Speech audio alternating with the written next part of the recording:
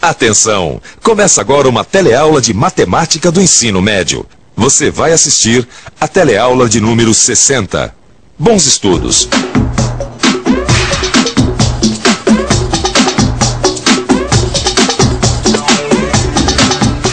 Olá! Você se recorda da nossa última teleaula onde a gente começou a estudar logaritmo? Pois bem, na teleaula de hoje a gente prossegue com esse assunto, aprofundando ainda mais os nossos conhecimentos sobre logaritmos, onde você vai conhecer a tábua de logaritmos. Vai conhecer também as propriedades dos logaritmos na multiplicação, na divisão e na potência. E por fim, vai saber usar as propriedades para calcular logaritmos de alguns números.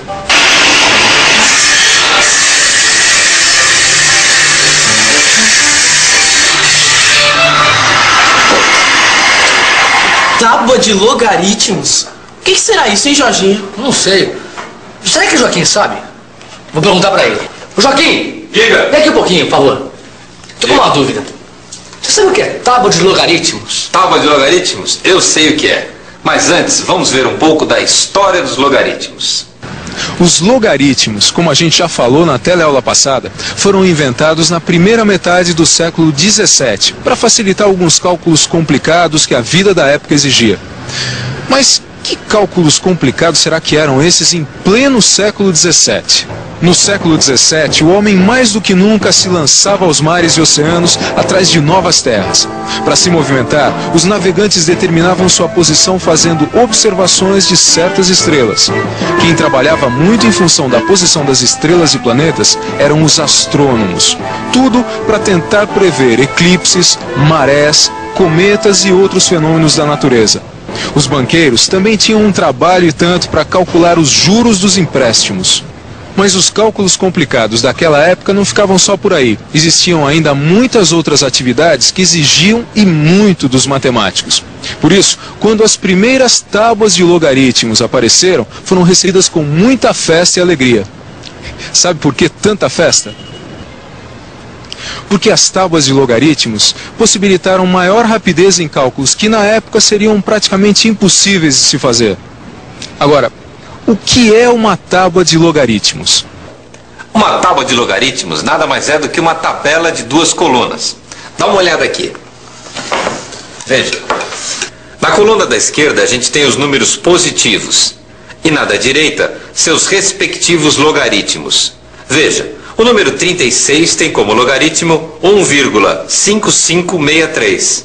E no que é que uma tábua de logaritmos ajuda a vida da gente? Ajuda, porque com essa tábua a gente pode substituir uma multiplicação por uma soma ou uma divisão por uma subtração.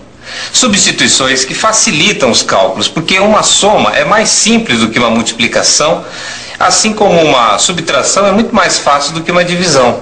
Não entendi direito. Como é que com uma tábua de logaritmos dá pra gente substituir uma multiplicação por uma soma? É simples. Em vez de a gente multiplicar 37 por 65, a gente pode pegar os seus logaritmos correspondentes na tabela e depois somá-los. Veja, o logaritmo de 37 é 1,5682 e o logaritmo de 65 é 1,8129. Somando os dois logaritmos, chegamos a 3,3811. Que olhando aqui na tabela, eu vejo que este logaritmo corresponde ao número 2405. Ou seja, 37 vezes 65 dá 2405. Nossa, parece mágica. Parece, mas não é. É matemática pura. Quer dizer que se eu tiver uma multiplicação entre dois números, dá para substituir por uma adição? Dá, do mesmo jeito que se você tiver uma divisão entre dois números, você pode substituir por uma subtração. Essas são algumas das propriedades dos logaritmos. Propriedades dos logaritmos? Vocês vão me desculpar, mas eu me perdi um pouco com essa história de logaritmos. Será que não dá para dar uma revisadinha, não? Perfeitamente. O que são logaritmos? Vamos rever sua definição? Quando um número está escrito como potência de base 10, então o expoente é o logaritmo desse número. Lembrou da definição? Não tem erro, dá só uma olhada nesse exemplo. A gente sabe que 10 elevado a 0,477 é igual a 3.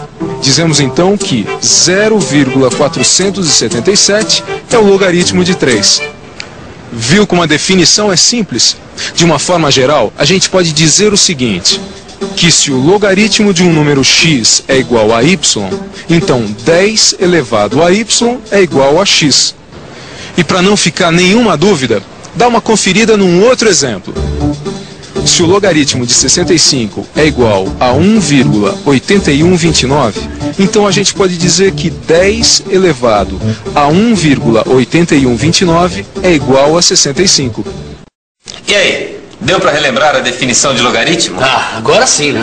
E as tais propriedades dos logaritmos, quais são? A primeira delas a gente já viu. É aquela que fala do produto de dois números? Exatamente. O logaritmo do produto de dois números é igual à soma de seus logaritmos. E isso se escreve assim.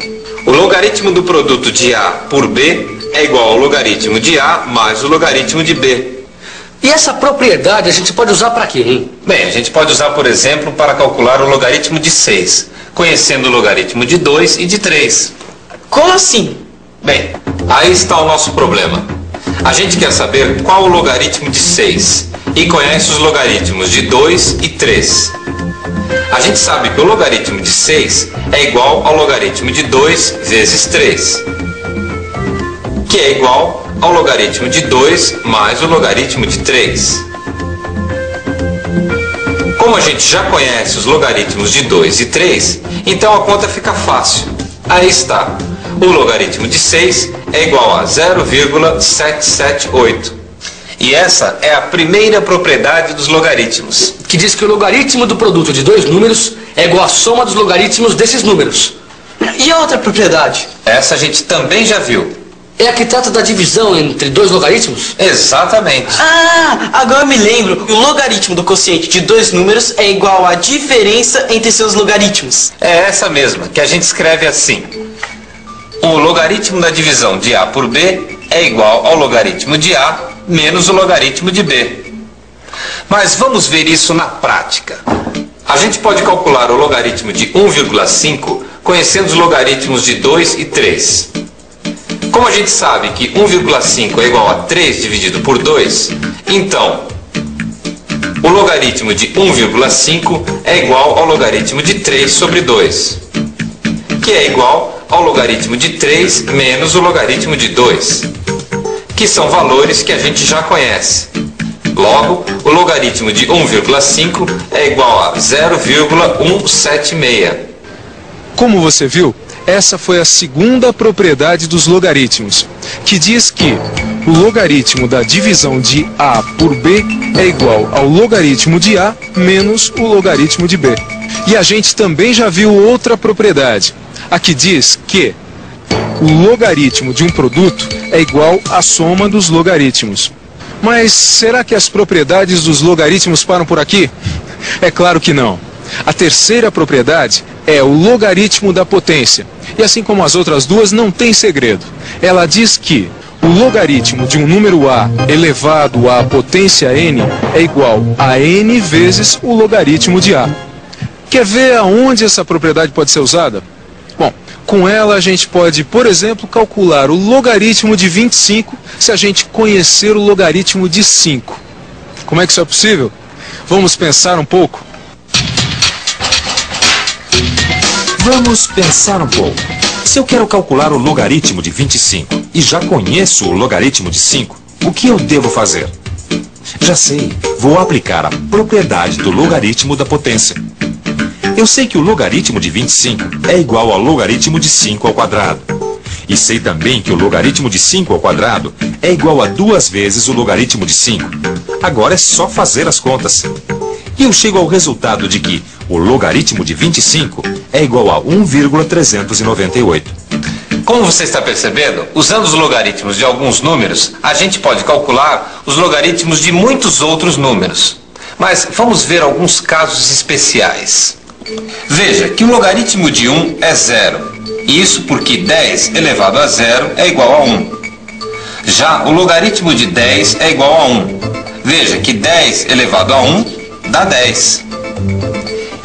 E o logaritmo de 100 é 2, porque 10 elevado ao quadrado é 100. Assim como o logaritmo de 1000 é 3. E por quê? Porque 10 elevado a 3 é 1000. Nossa, mas até que não é tão difícil essa história de logaritmo. E logaritmo negativo? Existe? É claro que existe. Os logaritmos dos números decimais entre 0 e 1 são negativos. Quer ver um exemplo? Vamos pegar um número decimal entre 0 e 1. O 0,12, por exemplo. Vamos calcular o seu logaritmo e ver se ele é mesmo negativo. Eu sei que o logaritmo de 2 é 0,301 e que o logaritmo de 6, que a gente já calculou hoje, é 0,778. Então, acompanhe meu raciocínio. Repare que 0,12 é igual a 12 dividido por 100. Logo, o logaritmo de 0,12 é igual ao quociente do logaritmo de 12 por 100. Olha aí a segunda propriedade. E o que é que ela me diz? O logaritmo de um quociente é a diferença dos logaritmos. Só que o logaritmo de 12 é igual ao logaritmo de 2 vezes 6. Olha aí a primeira propriedade, que diz que o logaritmo de um produto é igual à soma dos logaritmos. Agora ficou fácil. A gente já sabe os valores dos logaritmos de 2, 6 e 100. Então é só substituir. E aí está. O logaritmo de 0,12 é igual a menos 0,921. Viu como os logaritmos dos números decimais entre 0 e 1 são negativos? Mas e o logaritmo de 0? Quanto é que vale? O logaritmo de 0 não existe. E você saberia me dizer por que ele não existe? Se o logaritmo de um número é o expoente desse mesmo número, escrito como potência de base 10, então não dá para ter mesmo o logaritmo de 0. Isso porque não existe uma potência de base 10 que seja igual a 0. É isso aí, Zeca. E os números negativos? Tem logaritmo? Não, só os números positivos têm logaritmo. Mas por hoje chega, porque também não adianta a gente querer aprender tudo de uma vez só. O importante agora é você saber o que aprendeu até aqui. Portanto, é hora da revisão. E atenção, se liga aí que é hora da revisão. Na teleaula de hoje, você conheceu a tábua de logaritmo. Conheceu também as propriedades dos logaritmos na multiplicação, na divisão e na potência. E por fim, viu como usar as propriedades para calcular logaritmos de alguns números. De tudo que a gente aprendeu hoje, tem uma coisa que é muito importante você ter em mente. Conhecendo os logaritmos de alguns números, a gente pode, a partir das propriedades, calcular os logaritmos de uma infinidade de outros números. No livro, você vai encontrar uma pequena tábua de logaritmos para poder consultar e resolver os exercícios. Bom, agora é com você. Tchau!